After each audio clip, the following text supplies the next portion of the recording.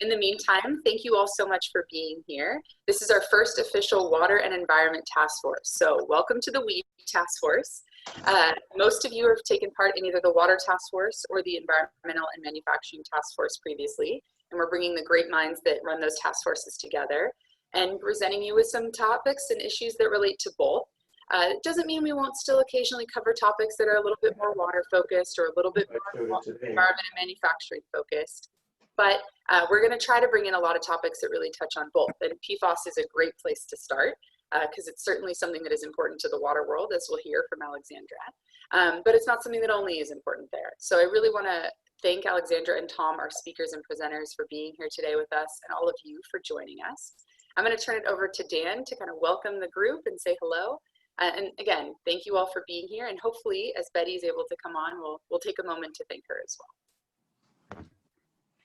Hi, I'm Dan McIntyre. I'm one of the co-chairs of what was formerly the Water Task Force, but now is the Water and Environment Task Force. I've been a co-chair since earlier this year. In my day job, I work for the Dublin San Ramon Services District, a water, wastewater, and recycled water agency. And I've been part of the Water Task Force planning team for about the last 3 years.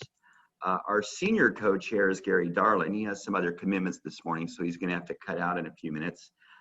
So I'm going to be serving as MC today rather than skulking as I normally do in the back of the room. So I'd like to welcome all of you to the Water Task Force. This forum isn't convenient for self-introductions, but you can see a list of the participants in Zoom using your controls. So you can see the participants. Looks like we're about 34 people today, so that's numbers are getting high. So as Lindy said, we're combining the Environment and Manufacturing Committee and the Water Committee and recognizing some synergies there. And so we're now the Water and Environment Task Force. And in addition to me and Gary on the water side, the environment is co-chaired by George Smith and Andre London. I did see George earlier today, so he's with us today. So our topic today is PFAS, PFAS, a category of man-made chemicals that don't break down and that have impacts on human health. PFAS were covered in a good movie last year called Dark Water, starring Mark Ruffalo. So if you haven't seen that, that's a fun movie to get an interesting, dramatic review of the PFAS chemicals. Scientific study on the effect of PFAS on humans and development of federal and state regulations are proceeding. So this is a very dynamic environment. We're figuring out, what's the threshold where PFAS affects humans and what regulations we're going to need to have to manage. Our moderator today is Don Berger. He's a member of the Task Force Planning Team, Wes Yost, and he's going to introduce our two speakers in a few minutes, Tom Bruton with the Green Science Policy Institute and Alexandra Bradley from the Zone 7 Water Agency.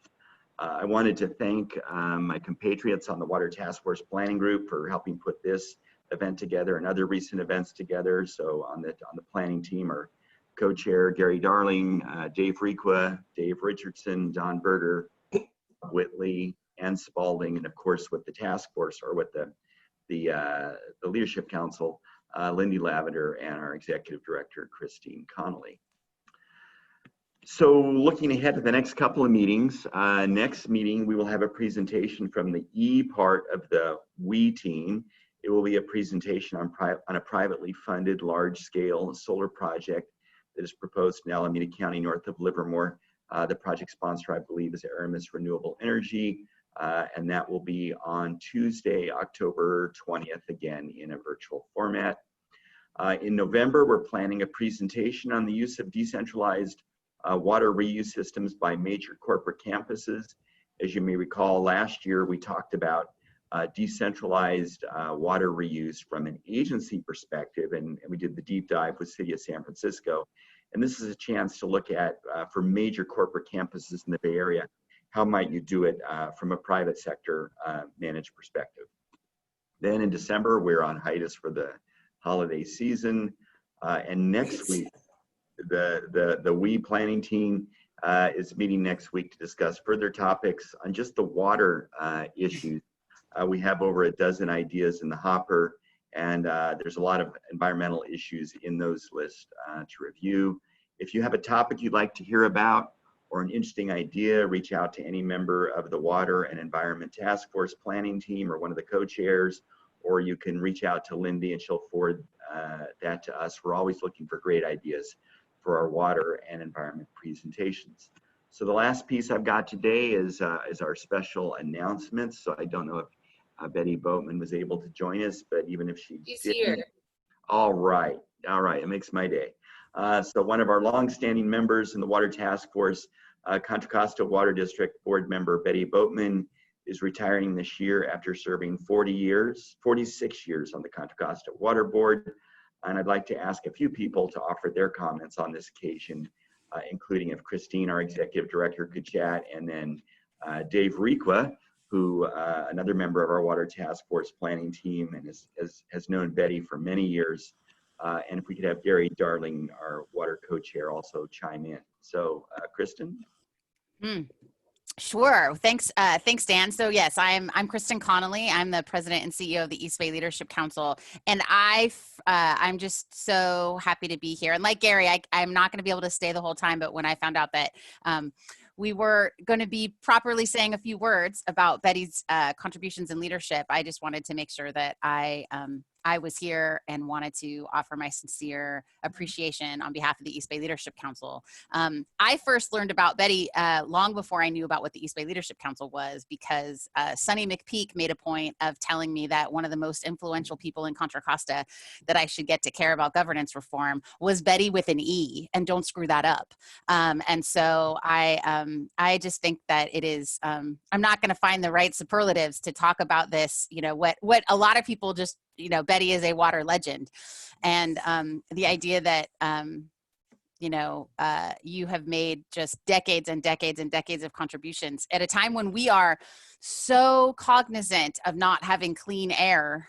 I mean, all of us would lose our minds if we lost clean water on top of this. And you have been a steward leader of the Contra Costa Water District for so long, and not just caring about water, but you mentor other elected officials. You do so much. So I want to just personally thank you for your commitment to the council on behalf of the water district. We wouldn't be able to do what we do in the water space without your support, and all the great people from your staff that and your colleagues on the board that just regularly support the Leadership Council through our events, through your sponsorships, through your membership.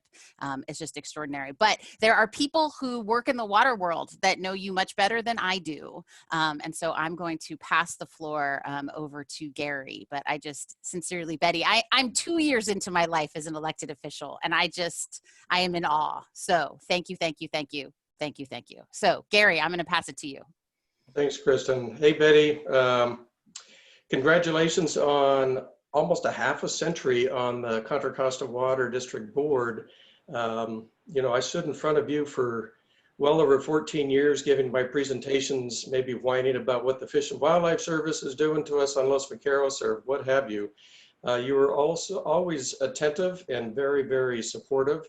So I thank you for that. The service that you've provided, and those of you that are in the public service, is special.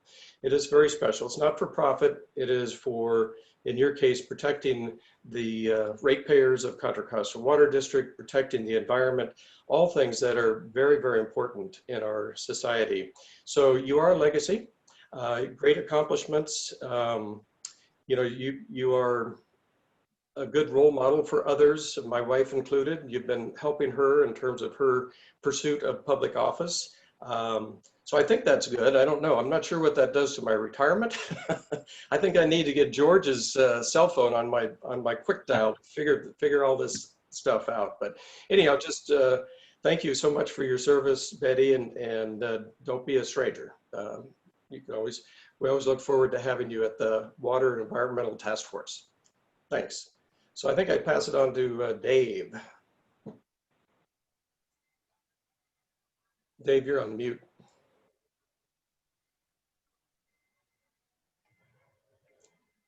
Dave Reek was on mute. There we go. Okay. The host muted me, so I didn't realize that. Can anybody hear me yet? Yep, Yeah, we you're good. can hear you, Dave. What's that? Perfect. We can hear you. Okay, good. Well, most of you have read the press release with CCWD about Betty, I suspect. You know, I've had the honor of working for Country Coastal Water for 6 years, and the next 25 years, Betty and my paths have crossed both figuratively and directly. I see Betty's press release as kind of milquetoast and not depict the real Betty. I see Betty as kind of like an iceberg in that you see she puts out what she wants you to see, but there's so much more of her under the surface. Betty does not seek, accolades or credit. She just works tirelessly to get solutions to problems related to the water system. First, it's interesting, she's extremely active in the community and seeks to understand what her constituents are interested in and what their needs are. She has been or is now director of Kennedy King Memorial Scholarship Fund, executive director of the YMCA, Contra Costa County, member of the Association of University Women, Sons of Italy, Subramapatis International, League of Women Voters, and probably more I don't know about. She's a staunch supporter of women in public service. She's a co-founder of Contra Costa Elected Women, helping women who are interested in public office, or want to support women in public office. She's continuing to advocate for the increase in diversity in the water leadership and mentor many up and coming leaders to help them feel welcome and to be successful in the water world. Water issues in California are a big business, and Betty has had roles and contacts at the highest levels. She's advocated ways to get safe drinking water to low income and underprivileged cities and areas of the state. She's provided Delta awareness training to much of the Southern California water users, managers. She's developed many partnerships, particularly around the LV expansion, not only in the Bay Area, but also reaching out to Valley Ag interests, wildlife refuge managers, and the environmental community.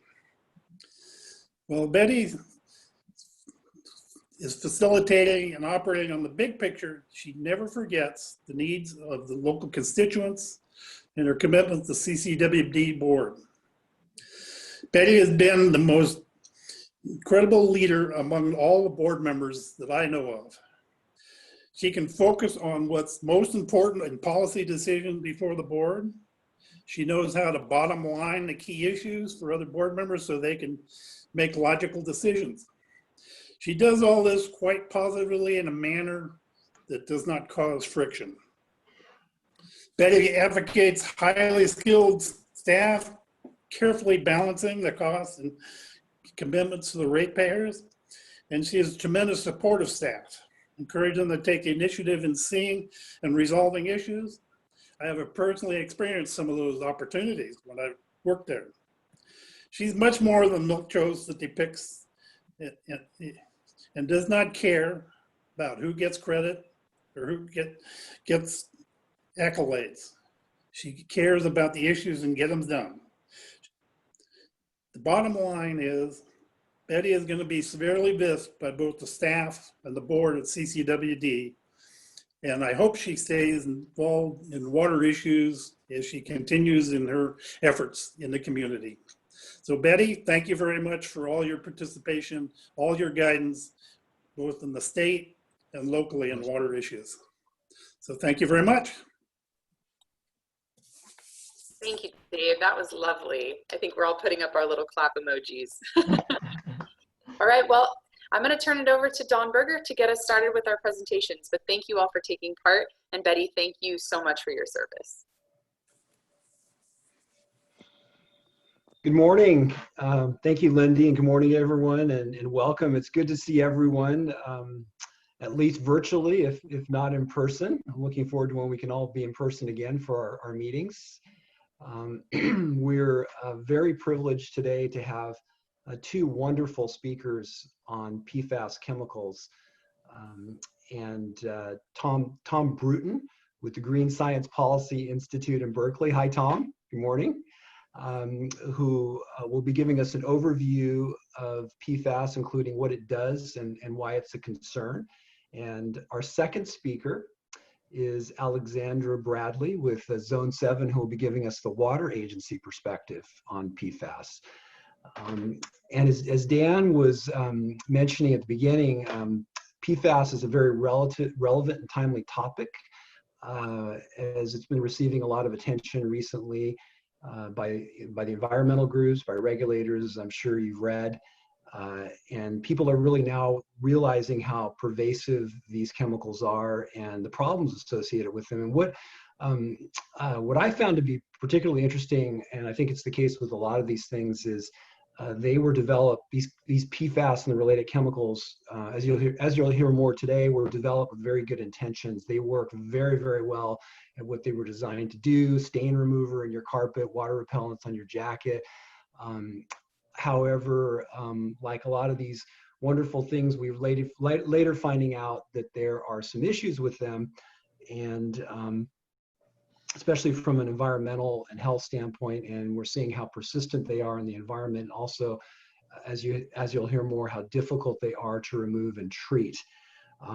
So with that, before introducing our speakers, I wanted to encourage you to submit questions via the chat as we go along, and at the end, after both speakers are done, I'll be moderating, and I'll be putting the questions out to our speakers. So please submit them as we go forward. So I'd like to start out by introducing our first speaker today, Tom Bruton, who I was very pleased to have met at the Water Reuse Association's chapter meeting in February, and where he also spoke to our association about PFAS. And of course, it's, as I was mentioning, it's an issue across all the mediums. Recycled water folks are concerned just as much as water about, you know, what's going on with PFAS. Tom Bruton received his Ph.D. in environmental engineering at UC Berkeley, where his research was focused on the cleanup of PFAS-contaminated sites. In 2017, Tom joined the Green Science Policy Institute in Berkeley, where he currently leads the Institute's PFAS, which includes researching the presence of PFAS in consumer products and indoor environments. And I was actually surprised about how many things have PFAS in it. And he's also providing scientific information and recommendations to decision makers in governments and government and business. Prior to grad school, Tom worked as an environmental consultant in the clean water industry, and he's an author of several peer-reviewed papers on the topic. So with that, I'd like to welcome Tom to our Water Task Force meeting this morning. Tom, it's all yours. Okay, thanks a lot, Don. Let's see if I can get this screen share going here.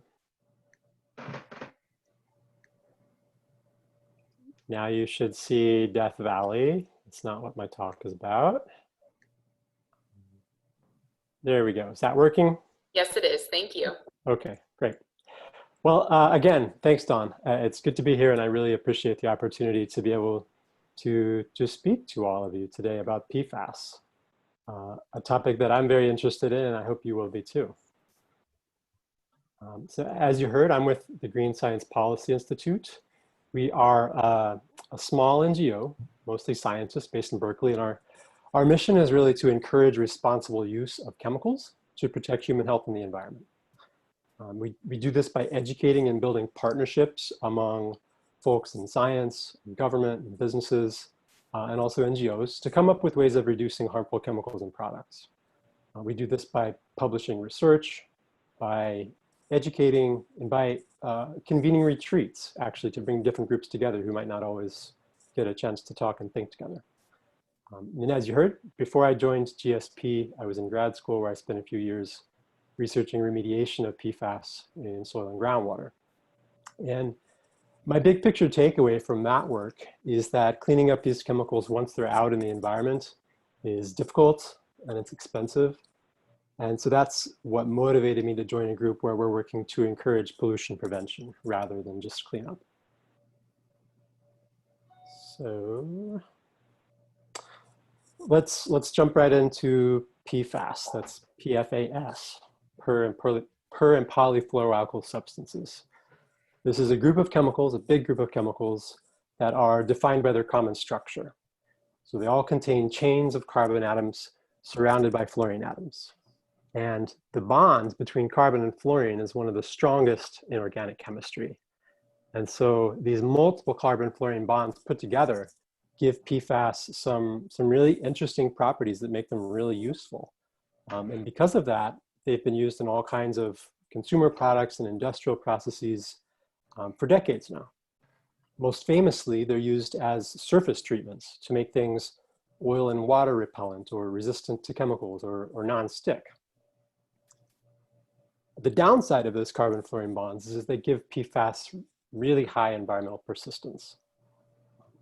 PFAS break down very slowly, and so when they're released to the environment, they can persist in water supplies and they can accumulate in food chains. And they've been called forever chemicals. Some scientists have said they last basically for geologic time. These are some of the types of products where PFAS are used. You can see it's a wide variety. It includes things like carpets and carpet cleaning products, food packaging, furnishings, cosmetics, outdoor gear, clothing. Building materials like adhesives and sealants are one that hasn't gotten so much attention. Non-stick cookware, of course, car seats, and firefighting foam has been an important one as well. Now, for chemicals that are used in such high volumes in so many places, PFAS were relatively unknown to environmental chemists and engineers until pretty recently. And a key point when that changed was back in the year 2000, when 3M, which had historically been the largest manufacturer of certain PFAS chemicals called PFAS and PFOA and others, 3M suddenly announced that they were voluntarily phasing out production of those chemicals over concerns that the substances were persistent and were showing up in the environment. And it later turned out that that move was not entirely voluntary and that EPA had applied some pressure to them. 3M's position was that exposure to PFAS was and is not a human health concern. But this phase out was really a big hit to their business. So one kind of has to assume that they knew they were dealing with a major problem. Around that same time, information started coming to light about problems at DuPont, which was one of the other main PFAS manufacturers. DuPont had actually, for a long time, used PFOA that they bought from 3M to manufacture Teflon at their factory in West Virginia. And PFOA containing wastes were released from that factory over many years into the Ohio River, into groundwater and air. And for a long time, no one in the community or at the agencies around there understood that this was a problem. But eventually, a lawyer working on behalf of a local farmer whose cows had been poisoned by this waste figured out what was going on and discovered that PFOA had contaminated the drinking water supplies of more than 70,000 people in that area. And this led to a class action lawsuit, a large health study then called the C8 health study that found links between PFOA exposure and 6 different diseases, and eventually large settlements against DuPont. And as you heard at the beginning, this was turned into a movie last year. It really is a dramatic story, and the lawyer who did this work is, I think, a hero. And if you haven't seen Dark Waters, I'll check it out. I won't say much more about it, but it's not every day that there's a Hollywood movie about water pollution, right? But to get back to the science, this chart shows the number of scientific journal articles published on PFAS over the last few decades.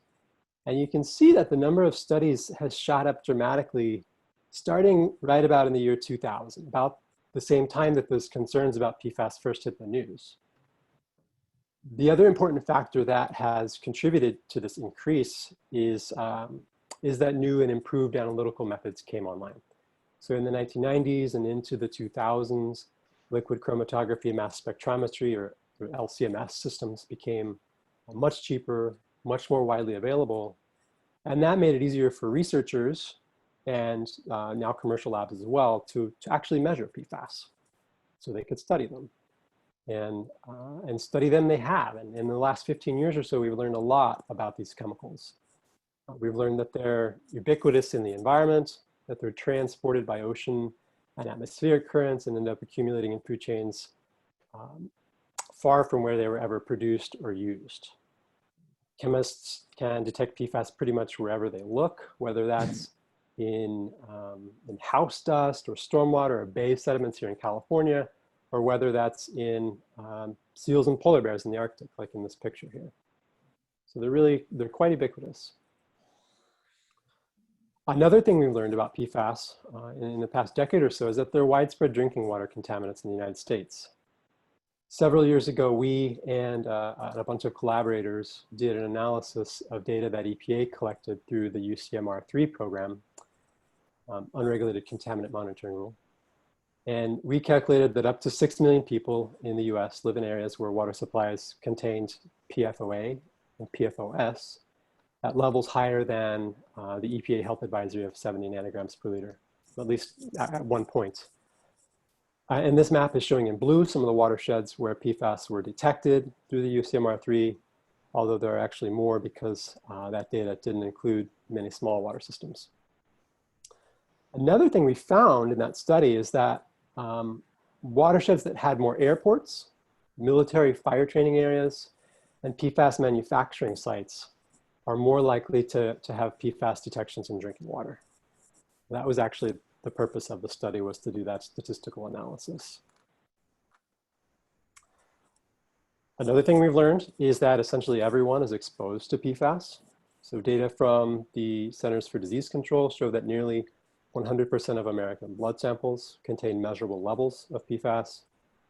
And that, of course, is a concern because at least the two chemicals in this family that have been studied the most thoroughly, PFOA and PFAS, have been linked to a number of serious health effects, including 2 types of cancer, elevated cholesterol, obesity, immune suppression, and various types of endocrine disruption. As more and more research has been conducted, our understanding of the toxicity of some of the PFAS has changed considerably. This figure is showing how drinking water health guidelines for one chemical, for PFOA, have evolved over time. 30 years ago or so, it was thought that the safe level of exposure through drinking water was in the thousands of parts per trillion.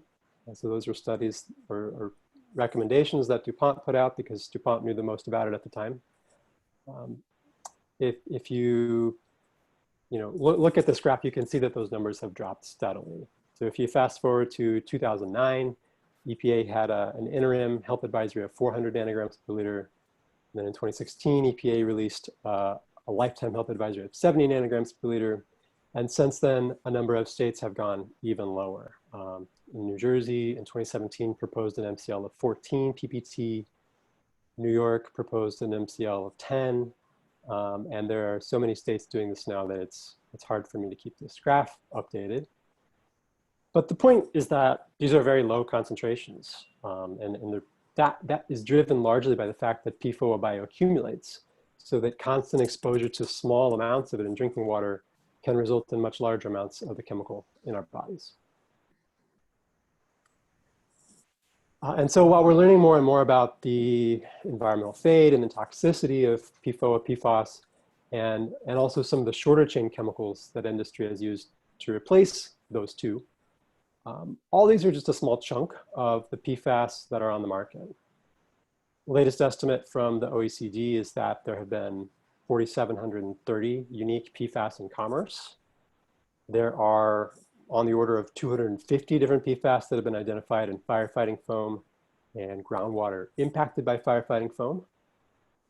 But the main analytical method that we have for measuring PFAS in water, EPA method 537.1, only picks up 18 compounds.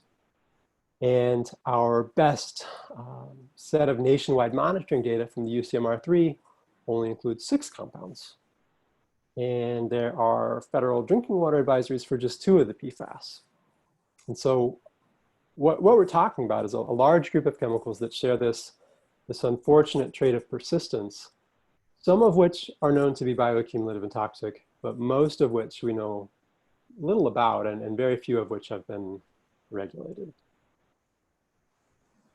Because of this, there is a growing group of scientists who think that PFAS ought to be managed as a class whenever possible. I and my colleagues at GSP were part of a group that published a paper on this in the S&T Letters earlier this summer. And our main points were that because of their extreme persistence and their potential toxicity, all PFAS are suspect.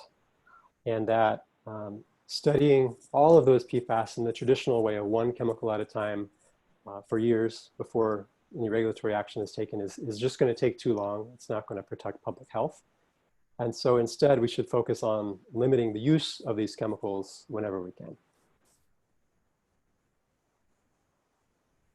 To put all this in perspective, back in when was it? In 2017, Patrick Bricey, who's the director of the National Center for Environmental Health at CDC, said that the presence of perfluorinated chemicals in US drinking water is one of the most seminal public health challenges for the next decades.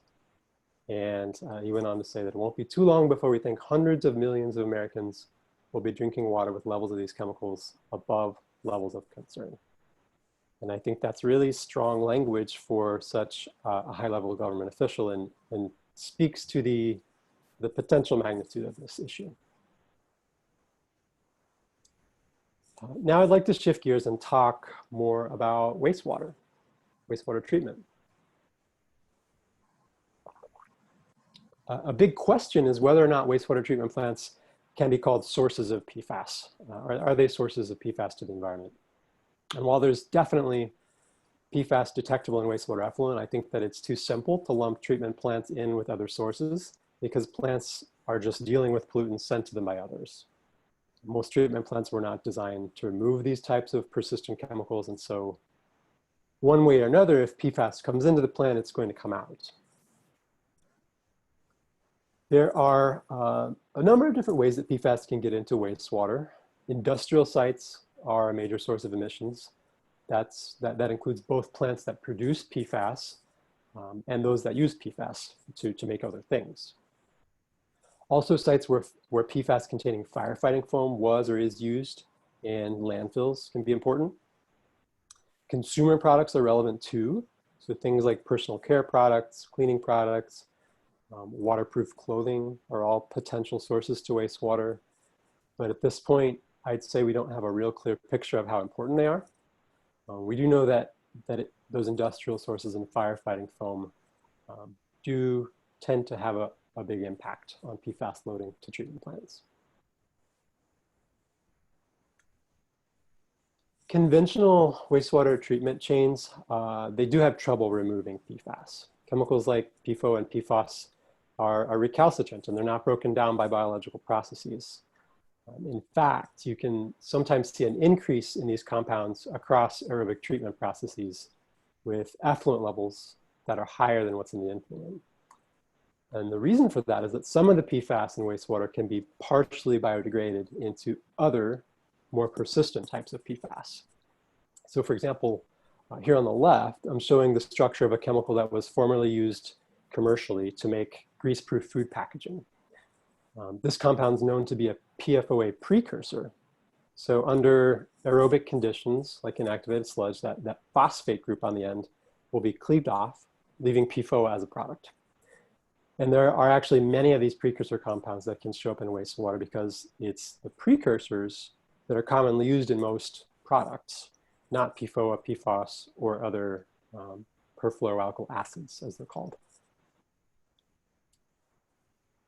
One way that PFAS are removed from wastewater is by sorption to biosolids. So in general, PFAS with longer carbon chains sorb more strongly than the shorter chain chemicals. So 8 carbon compounds like PFOA and PFAS will partition more strongly into sludge than the newer shorter chain PFAS. A study that came out back in 2013 measured samples of municipal biosolids from all over the US, and they consistently detected 10 out of the 13 PFAS that they analyzed. There's still, I think, a lot to learn about what kind of risks this poses, but we do know that PFAS can be transferred from land-applied biosolids into soils, and that there's a potential for that PFAS to be taken up into food crops. An example of the type of problem that this can cause has been playing out in Maine over the past year or two, where a dairy farmer had land applied both biosolids and paper mill sludge to his farm. And a few years ago, the water utility there discovered PFAS in one of its wells, and that contamination was traced back to that dairy farm. And further testing found PFAS in that farmer's, in the well he was using to water the cows and in the milk from his cows, and now he can't sell his milk. In this case, that paper mill sludge is thought to be the main source of PFAS rather than biosolids, but that same pathway of residuals to soil and groundwater to agricultural product is good to keep in mind whenever contaminated residuals are being land applied. And as a result of the situation at this one farm, the Maine DEP quickly said that, that biosolids across the state had to be tested for PFAS before they can be land applied. And they set some pretty low screening levels that was making that difficult. Not all PFAS partition to biosolids, of course. Some do remain in wastewater and are discharged in effluent. And this can cause problems for downstream users of that water. This is going to be an issue in parts of California where there's a lot of de facto water reuse, like down in the south.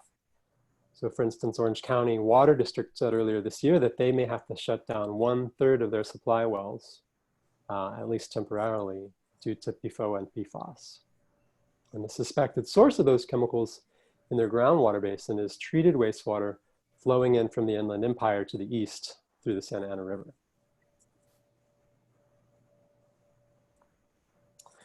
So this slide sums up what I've been telling you about PFAS fate in water and wastewater infrastructure. PFAS enter wastewater treatment plant influent from both industrial and residential sources. In the wastewater treatment plant, they're generally not degraded, though there is some transformation of precursor PFAS into those more persistent forms of PFAS, the perfluoroalkyl acids. Some of the PFAS will absorb sludge and end up in biosolids, which has the potential to cause problems if that PFAS makes its way into ag products. Some of the PFAS will be discharged in effluent, where it enters surface water and maybe groundwater, where it can then cause problems for drinking water supplies and treatment plants. And I think this shows why the persistence of these compounds is so problematic, because they cycle around from one compartment to the other and don't go away very easily. I want to say a few quick words about treatment options for PFAS, because we do know how to remove these chemicals from drinking water. Granular activated carbon and ion exchange are effective, especially for those longer chain compounds like PFOA and PFAS. And GAC and IX are being used to treat PFAS in many cases. Reverse osmosis can achieve even higher removal, no surprise there.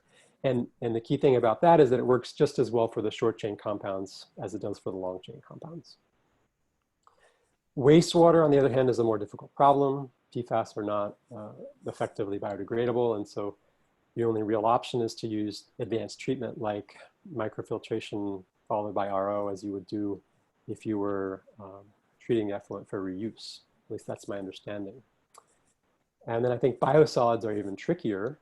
The best solution there is probably reducing PFAS loading coming into the plant by working to identify and tamp down on industrial or other sources. There's work going on investigating whether thermal treatment can destroy PFAS in biosolids, but that's an area that it is an active area of research, and I think that it needs more research before we can say that it's going to be the solution. It'll be no surprise to you that updating treatment plants to remove PFAS is expensive. And this has been big news in lots of places around the country, but perhaps especially North Carolina along the Cape Fear River, where there is a Chemours plant, used to be a DuPont plant, that manufactures PFAS. The river is the drinking water source for hundreds of thousands of people, and communities downstream are now faced with spending millions of dollars to build and to continue to operate advanced water treatment facilities to remove the PFAS. One municipality down in the Wilmington area is looking at spending about $50 million to build an activated carbon filtration plant. And another municipality across the river is budgeting about $100 million for an RO system. And because PFAS happen to be not regulated under the federal environmental laws governing industrial discharges and cleanup and Superfund, it can be difficult for states and municipalities to hold polluters financially liable for the cost of installing treatment like this. And in part because of those cleanup costs that are falling to states and cities, the US Congress has been paying a lot of attention to PFAS in the last few years. Last year, the House actually launched a bipartisan PFAS task force with the goals of elevating the profile of the issue and passing bills and appropriating federal dollars. And considering how slowly things happen in DC these days, I think that they've been quite effective, actually. They have managed to send money to the CDC for health studies in PFAS impacted communities, to USGS for expanded PFAS monitoring in ambient waters, and a lot of other things. And maybe most importantly, this task force has helped Congress instruct both the Federal Aviation Administration and the Department of Defense to phase out their use of PFAS-containing firefighting foams. DoD and airports are the biggest users of those foams, and that's caused a lot of contamination. So I think that's going to be really huge going forward in preventing further contaminated sites. Progress on EPA on this issue, I'd say, is a mixed bag. The agency says that they're focused on PFAS like they've never been before for any other group of chemicals. And I actually do believe that's true. On the other hand, many people, including myself, feel like they haven't acted quickly or forcefully enough to do all that they can. Back in early 2019, they released a PFAS action plan that included this long list of things that they're working on across all of the different programs, from drinking water to cleanup, toxics monitoring, research enforcement, and risk communication. I think that EPA has moved the ball forward in terms of developing new analytical methods, definitely doing toxicology research, and providing technical assistance to states. However, the agency has not actually been able to pass through much new meaningful regulation.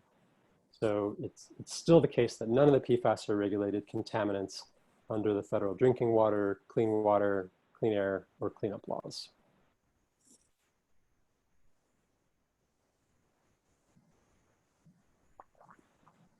On the other hand, states have really been taking the bull by the horns. At least 10 states, the last time I looked at it, have now adopted or proposed drinking water standards and guidelines for PFAS. And most of those are more stringent than EPA's 70 nanogram per liter health advisory for PFOA and PFOS. Massachusetts, for example, just proposed a standard of 20 nanograms per liter for the sum of 6 different PFAS. And states are also working on more than just drinking water. They're moving forward with rules related to hazardous waste and site cleanup, regulating effluent discharges, and even bans on specific uses of PFAS. And I think that given the slow pace of federal regulation, we can expect to see more of this to come in more states. Here in California, there's been a lot going on as well. The state board has notification levels and response levels for PFOA and PFOS in drinking water. Those notification levels are sort of like the federal health advisories. They're non-regulatory guidelines. Water systems are, the way I understand it, encouraged, but usually not required to test for contaminants that have notification levels. And if they do test, they're required to report exceedances to the board. Response levels are set higher than notification levels, and if those are exceeded, then water systems have to either take the source out of service, implement treatment or blending, or provide public notification.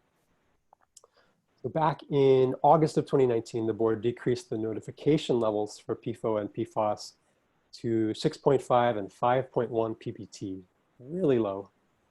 And in February of this year, they decreased the response levels to 10 ppt for PFOA and 40 ppt for PFOS.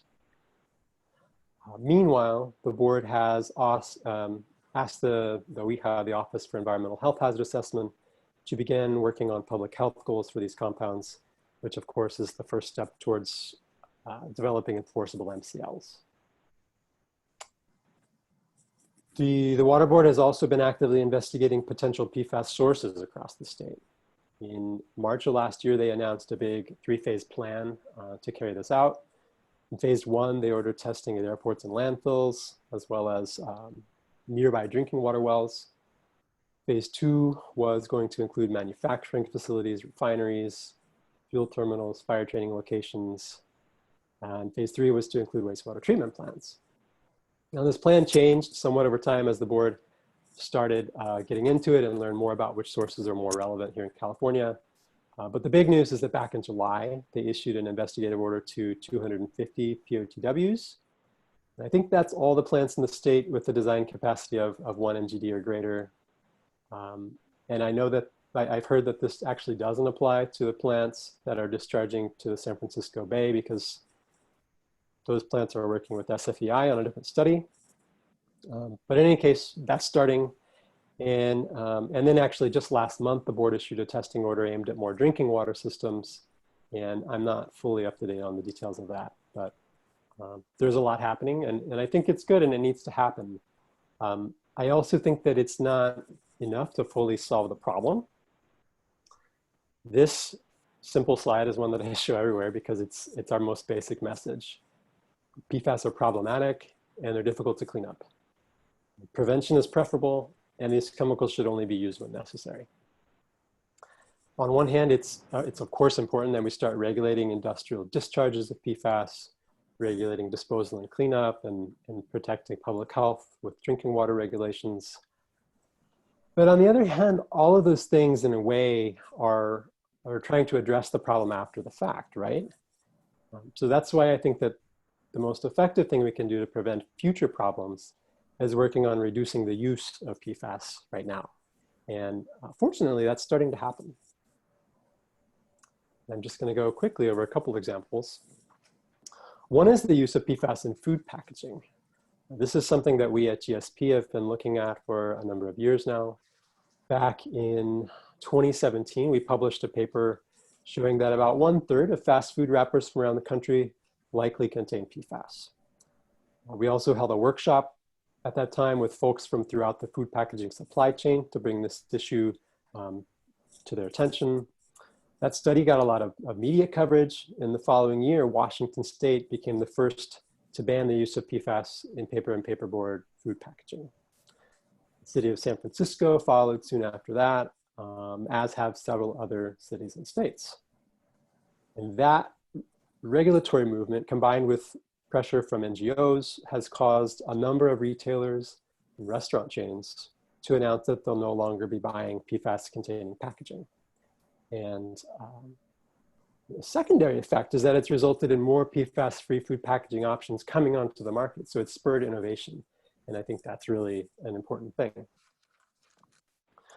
A similar thing has been happening with the carpet industry. PFAS were used for a long time to make carpets stain and soil proof.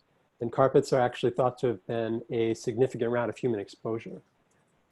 And we've been working with carpet companies for a few years now to make them aware of the problems with PFAS and some of the market drivers that are moving against this class of chemicals. Things like demand from large purchasers for healthier products, for green buildings that they're building, or potential regulation of PFAS in carpets from DTSC here in California, or potential liability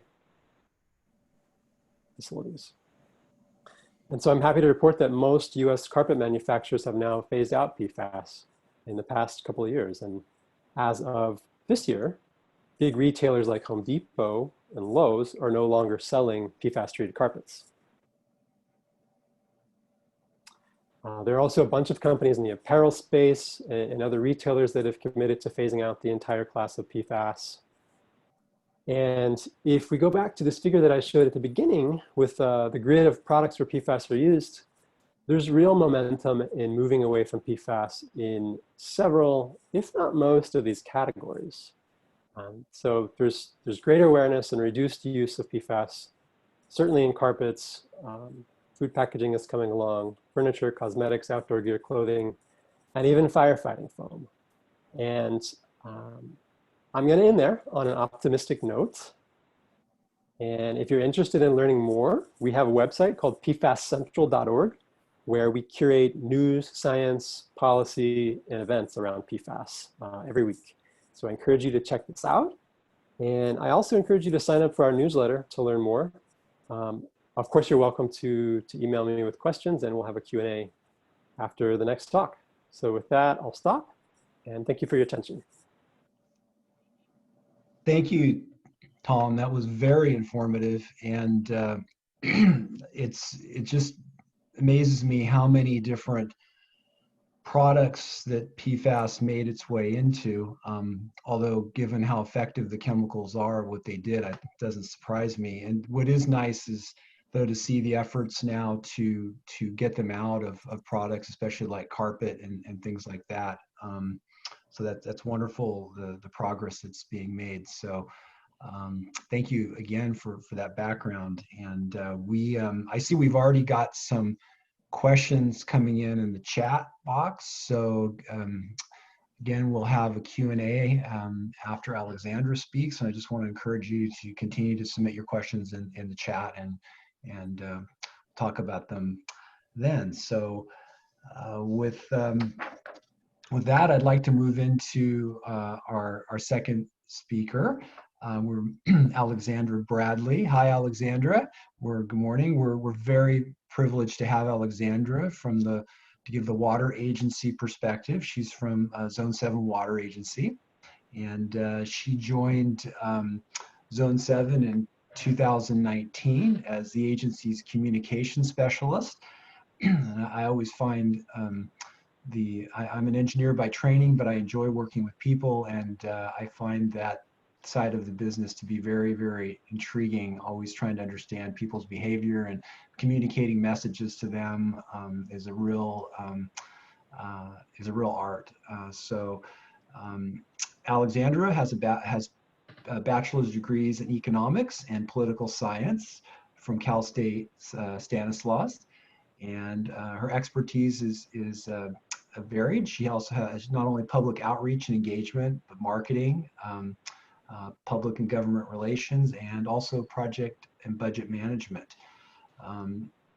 At Zone 7, Alexandra is responsible for managing the agency communications, which includes the planning and implementing of the agency-wide communication strategy, which is very, very key these days for public agencies. So with that, I'm pleased to welcome Alexandra as our next speaker. And Alexandra, it's all yours. Morning. Thank you, Don. Thank you, everyone. I appreciate the opportunity to speak today. I'm going to get my screen shared here. Just give me a moment.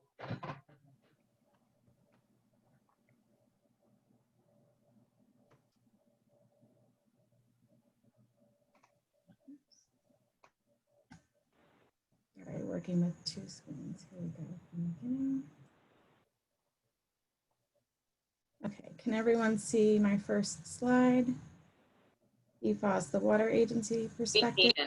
Thank you. Okay, so I'll get right into it.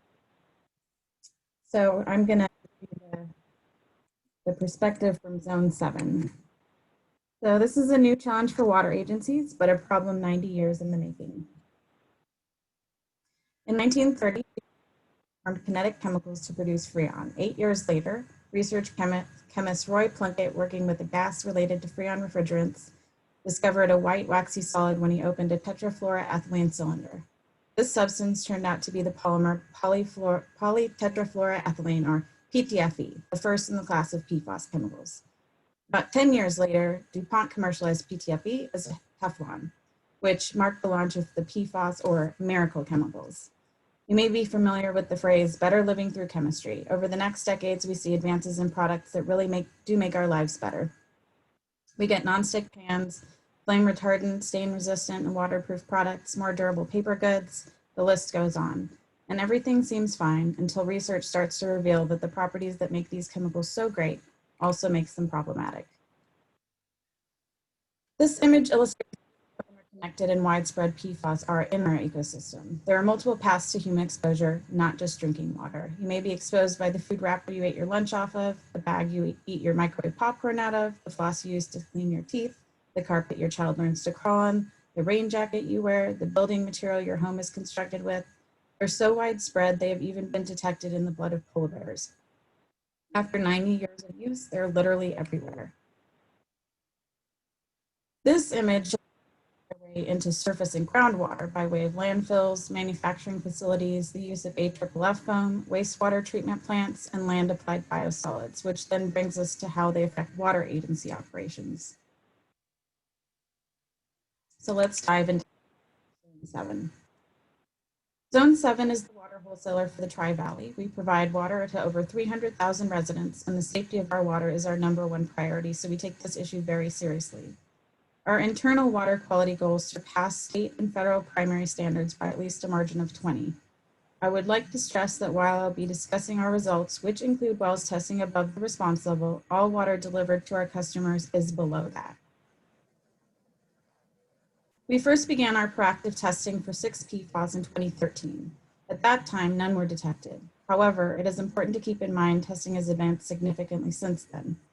From November 8, 2018 to January 2019, we proactively monitored for 14 different PFAS. And per state orders in January 2019, began quarterly monitoring for 18 total PFAS.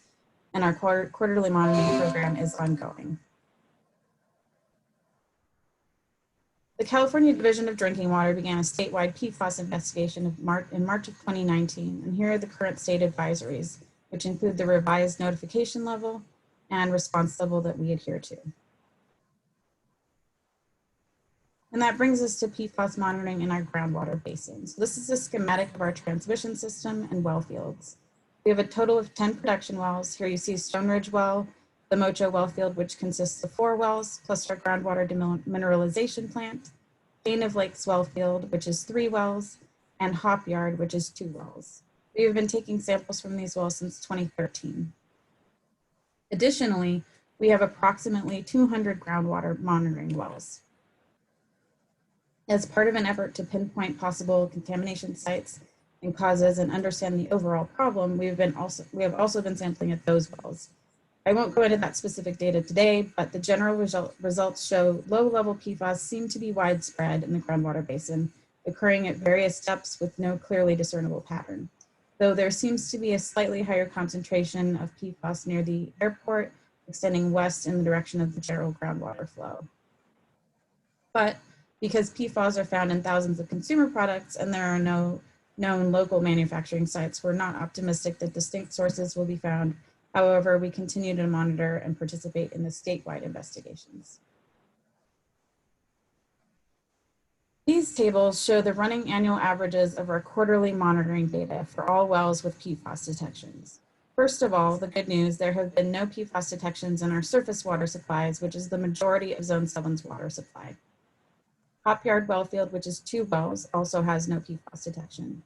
However, 8 out of the 10 wells have been affected by PFAS, namely the Stone Ridge well, Mocho 1 through 4, and Chain of Lakes 1, 2, and 5. These wells represent about 38 MGD, or about 85% of our groundwater supply.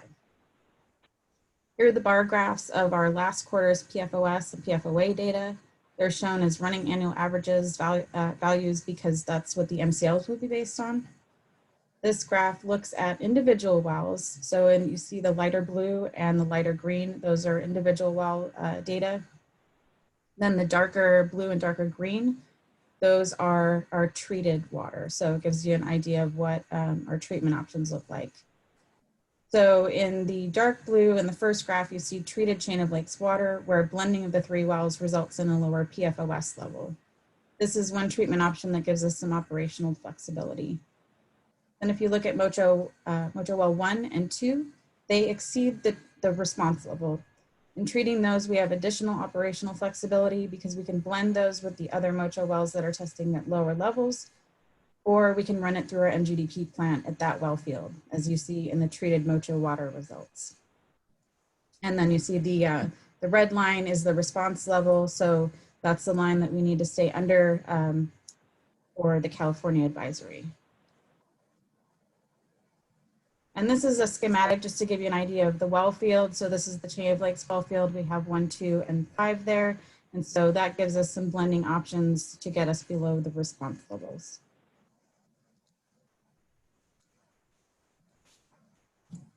And I just wanted to touch on our commitment to transparency because this is an issue that is of concern to the public. Zone 7 is committed to open and transparent communications in addressing the problem of PFAS in our water supply. We have made great efforts in being transparent, including updates to our board, publishing PFAS monitoring results in our 2018 water quality report before it was mandated, and sending that data to our retailers for inclusion in their reports, creating a special PFAS section in the 2019 report, and revising the readability of our overall report to make it more user-friendly, creation of a dedicated web page and water quality team email, special updates via our e-news and social media, as well as a special topic briefing for our retailers and legislators. Staying ahead of the regulatory curve, proactive planning for regulatory changes. While with our current treatment options, we can deliver water below the response levels, we're cognizant of the fact that California is typically ahead of the regulatory curve, and we're anticipating those levels to go lower. We're looking at East Coast states where PFAS is a more prominent issue due to the chemical manufacturing industry, and using that data to guide us in anticipating what California may adopt. Zone 7 PFAS study background. Although there are currently no nationwide drinking water MCLs for PFAS, many states are moving forward with adopting their own standards at extremely low levels. And so in anticipation of that, Zone 7 initiated the study in February. PFOA and PFOS are the two most studied PFAS. Due to their adverse health effects, they're no longer manufactured in the States and have been replaced with other shorter chain PFAS, such as Gen-X, Adona, and PFBS, as you can see in the tree. Currently, in California, the state has established guidance for only PFOS and PFOA. We're anticipating California to have final MCLs for these two PFAS in about 3 years, and potentially 7 others over the next few years, which are also shown in this family tree. The previous graphs concentrated on PFOS and PFOA because they're currently the only ones we have advisories for. However, we are monitoring for a total of 18, of which 7 are shown here that California is developing guidance for. So the study took those into account as well. And here is a summary. I think there was a question in the chat box about MCL. So this is the current state of regulatory guidance across the nation. We have 5 states that have adopted MCLs for PFOS and PFOA, and Vermont, being the most stringent, has a 20 part per trillion sum for a total of 5 PFAS, which includes PFOS and PFOA. And this is actually one study that we're using to guide our treatment goals.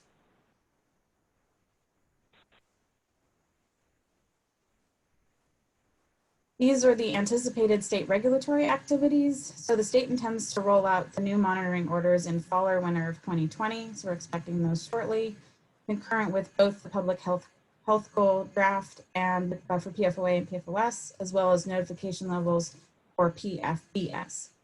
Then a draft MCL in summer of 2022 and a final in 2023, with the quarterly compliance beginning in early 2024. So with those MCLs coming down the pike, we use the study to forecast treatment needs. As you can see here, with the current treatment options seen in green, we would not be able to meet either the New York or the Michigan MCLs. Those are the lines in purple and in orange. And you see on the green bar, all of those are exceeding those levels.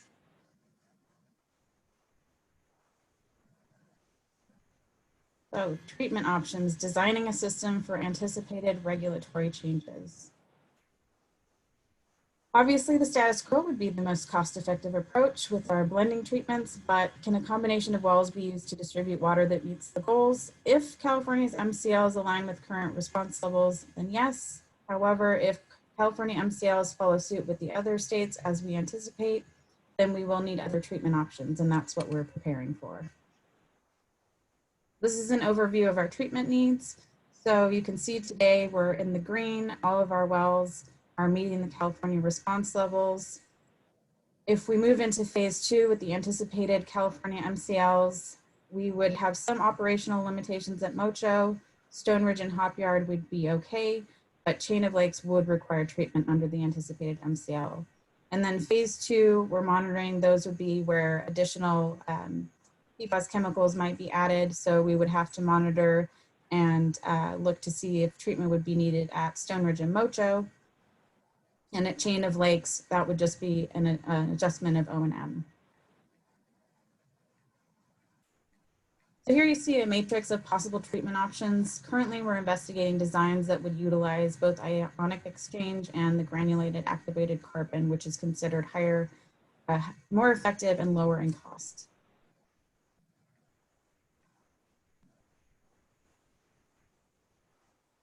So while our Chain of Lakes wells currently meet response levels to meet future MCLs, again, we're looking at that hybrid system, so that would give us more flexibility. And ultimately, future MCLs would just dictate the operating cost, not the capital cost. So once that design is in place, then we could change operations according to MCLs. And as Tom mentioned, treatment of PFAS contamination is expensive. Treatment in our Chain of Lakes wells would require an estimated $26 million in capital costs with an annual O&M of $2 million.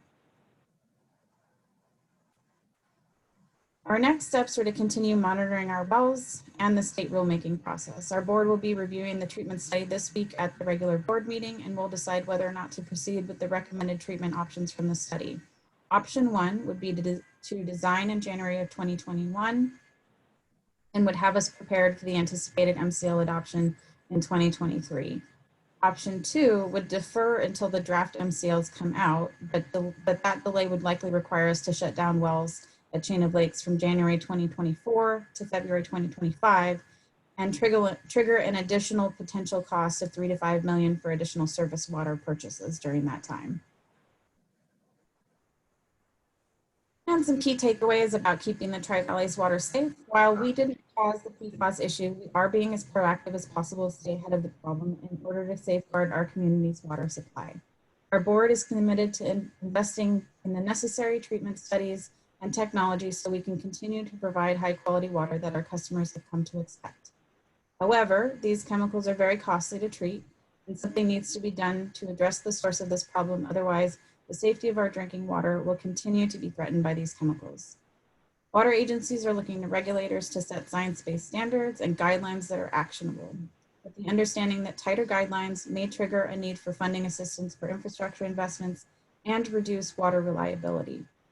Our staff and board members are actively working with partner organizations and continue our efforts to communicate to our legislators the need for sound policy in addressing PFAS. We will continue to closely monitor the quality of our community's drinking water supplies, utilizing proven technologies and best practices to ensure that any emerging PFAS issues are managed in a transparent and responsible manner. And that concludes my presentation. Thank you very much for your time. Thank you, Alexandra. That was a wonderful presentation, very interesting. And I was very impressed with how proactive Zone 7 has been and really trying to stay ahead of the curve on this and all the planning and research that you're doing just to not be caught flat-footed. So there's a lot to think about there. So I see we have some additional questions at hand, and we're going to jump into the Q&A here now that we're done with the presentations, formal presentations. So I'm going to go ahead and take a look at these. All right, so I'm going to put these questions out, and Tom and Alexandra, you can, I'll try to address one of them. If one of them is particular to you, one of you, I'll let you know, but you may want to just both chime in. First one from George Smith. Thank you, George. Here's a question: are state regulatory MCLs for PFAS in drinking water becoming more uniform across the U.S.? And he commented, in the recent past, MCLs have varied widely by state. So this is a two-part question. Are they becoming more uniform, the MCLs? And then the other question is, how is the U.S. doing in PFAS assessment or regulation compared to other regions in Europe? So, Tom, would you like to start? Sure, and what I'll do is say that Alexandra did a good job of showing this in her slides, that state MCLs really do seem to be coalescing around that 10 to 15 PPT level. I think a number of different states are landing at numbers down in that area. And it's important to note that that's mostly for PFOA and PFAS. And when risk assessors look at some of the other chemicals that aren't quite as bioaccumulative, they tend to come up with higher numbers. So the C6 carboxylate PFHXA, Michigan has an MCL that's something like, it's greater than 1,000 PPT because that chemical doesn't stay in the body as long. And so for PFOA and PFAS, I'd say they're coalescing in that low PPT level, and we'll have to see for the other chemicals. That seem right, Alexandra? Okay. And then as far as how US is doing in assessment and regulation compared to Europe, for instance, I think it's a really interesting question because we in the US do have a better understanding of PFAS occurrence than they do in Europe, by far actually. On the other hand, they're acting more aggressively to regulate these chemicals in a lot of ways. Their chemicals regulatory structure is set up to be much more precautionary. And so they have an easier time of banning chemicals that they think are problematic. And actually 5 countries in the EU are working on a proposal right now to what they call restrict all non-essential uses of PFAS. And you might ask, what does that mean? And I don't know, but it's clearly a big thing that they're working on to try and to take a preventative approach. But as far as drinking water, they're not as far along as us. And I can chime in on, this isn't Europe per se, but I have seen some studies coming out of Australia, which were interesting. They did some studies to determine whether or not some of the health effects made sense to put restrictions in place on PFAS. And the study actually was inconclusive on whether the health effects were actually science-based. So some of those studies look at animals rather than humans. So there's a little bit of confusion on whether or not the health effects would be seen in humans. However, that Australia was good to look at because they actually have no PFAS manufacturing industry there. So there wasn't, there's nothing for them to be swayed by, but they actually still went ahead with restrictive measures despite the study and despite not having any industry there. So that's another one to look at is Australia. Okay, thank you. I just had a kind of a follow-up on question for Alexandra. Have you had many inquiries from your ratepayers or the public about PFAS concentrations? And so as a wholesaler, we don't interact with the public directly as often as a retailer would. That being said, we have had, so we did an open house back last year around this time. And there was a lot of news with EWG. And so we were kind of anticipating, and we had talking points prepared so that we could inform the public. And actually they were more concerned about the minerals and hardness in groundwater. So I think we got maybe one question at that open house of 200 plus people. But however, yesterday, as I was preparing for the presentation, I got a Facebook message asking about PFAS, pointing to an article about Pleasanton and PFAS in the water. And my general manager and I were discussing this because it points out Pleasanton as being one of the 10 most contaminated in the state. However, what those articles tend not to point out is that not everyone has completed testing. So while we've been proactively testing and we have results, you're not really comparing across a realistic spectrum because you don't have testing results from every single water agency. So we expect to see, as more and more agencies begin to test and publicize their results, those numbers those ranking orders may change. But that being said, the public is concerned, and I think that's why we want to talk about it, because we also want people to realize that drinking water is really only one avenue. Like I mentioned, like when you go out to lunch today and you're eating off a piece of paper that is produced with PFAS and you're putting that directly into your mouth, we're not really measuring how much we're ingesting by ways, by those methods. So really looking at it as a holistic problem of not just how do we treat the water, but how do we just in our day-to-day lives, because they are so prevalent, how do we think better about what our exposure paths are. Very interesting. Thank you. Okay, I'm going to move on to the next question we have from Gordon Williams at East Bay Mud. In fact, this is a question that I had as well. And Gordon asks for Tom, he said, do the replacement compounds for PFAS still have the beneficial properties? For example, oil and water resistance, but also biodegrade. And the second part to this is what compounds are taking the place of PFAS, and are we properly assessing the risks for those compounds? It's a good question and a complicated one. And the answer, unfortunately, depends on what kind of product you're talking about. The PFAS, like we said, are so useful. They're so useful that they could be used in all kinds of different products and be effective. But it turns out that there's no one replacement that can be used in that way. And so silicone-containing chemicals are being used as replacements in a number of applications. For instance, in outerwear, like your raincoat, the PFAS might be replaced with siloxanes. And we know that those are also persistent chemicals. We don't know quite so much about health effects. That's something that needs to be looked into. In the food packaging space, I know that there are some biodegradable alternatives that are being used to replace PFAS, things based on hydrocarbons without any halogen atoms, which I do think are a better way to go. And do the compounds still have the beneficial properties? Nothing is quite as oil resistant as PFAS. There are a lot of things that can be just as water resistant, but nothing that does quite as good a job of repelling oil, unfortunately. And so I actually heard that someone from a chemical supplier said that if you want a good raincoat, you better buy it this year before all the PFAS containing raincoats are phased out. I don't know if I buy that. Interesting.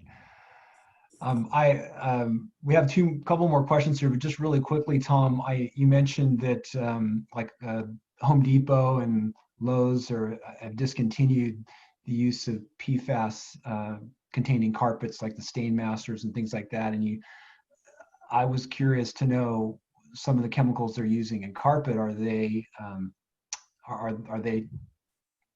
proven to be not very toxic, or what are your thoughts on that?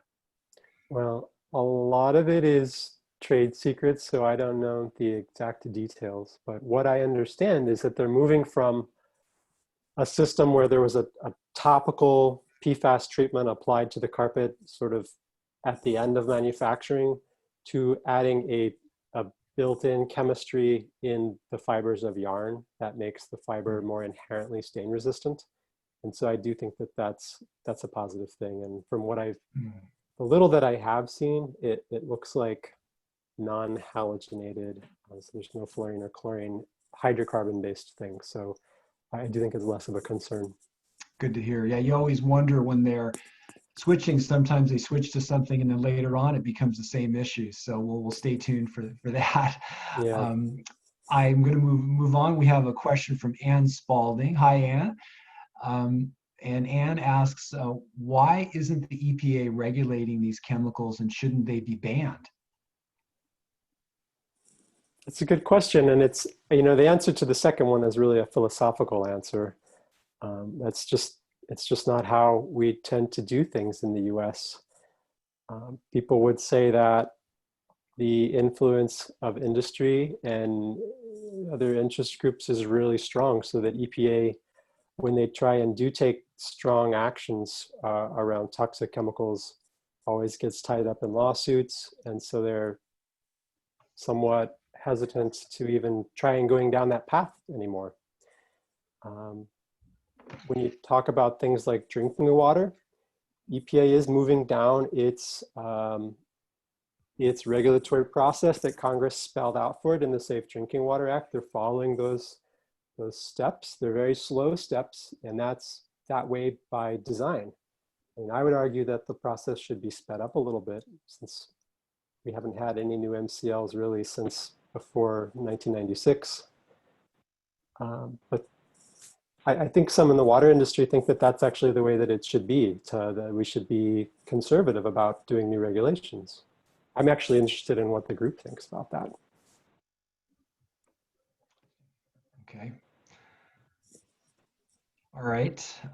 We might talk about, if we have a few minutes at the end, we can chat about that. I want to get to another question here. Thank you, Tom. I want to get to another question that Gordon Williams from East Bay Mud had, and I'm thinking Alexandra, you may want to comment on this. Gordon asks, are there any legislative measures being pursued to require manufacturers to assist with water treatment costs of addressing PFAS?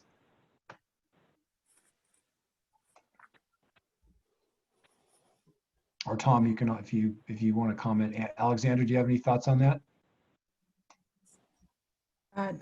Not that I'm aware of. Okay. Particularly, with looking on the West Coast, we're a little bit different than East Coast, where we don't necessarily have, a DuPont in our backyard.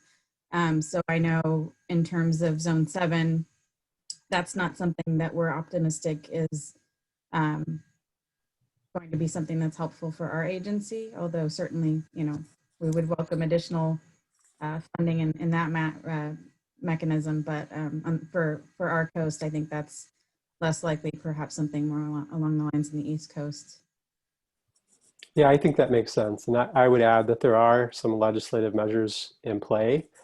The House passed a bill. One of the first things they did this year actually was passing something called the PFAS Action Act, which would add PFOA and PFAS to the list of Superfund chemicals. That would make it easier for EPA to get money from polluters for cleanups. It would add them to the list of hazardous water pollutants under the Clean Water Act and make it easier for regulators to tamp down on industrial discharges. And there are differing views on how useful any of those things will actually be in getting manufacturers to really pay for cleanup. But I think it's the right direction to move. Because we don't want ratepayers having to foot the bill for this. Interesting. Thank you. I have another question from Ann Spalding, and she asked, what is the House bill name and number? It's called the PFAS Action Act, and I don't know the number off the top of my head, but I think if you Google that, you'll find it. Okay, great.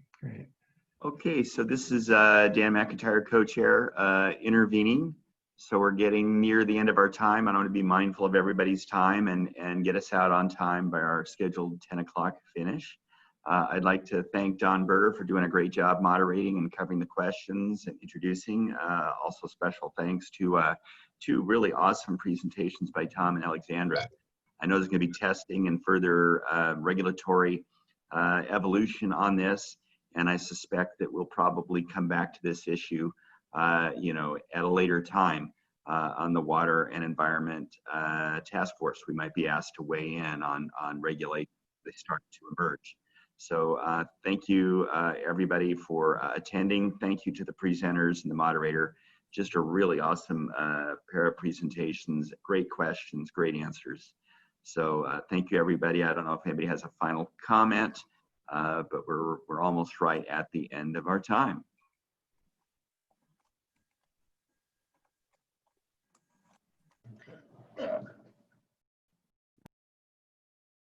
All righty. Thank you, everybody. Have a great day. Thanks, George. Stay safe. And bye, everyone. Thanks, Tom and Alexandra. Bye now. Thanks, Don. Great job. Bye. Bye. Thank you.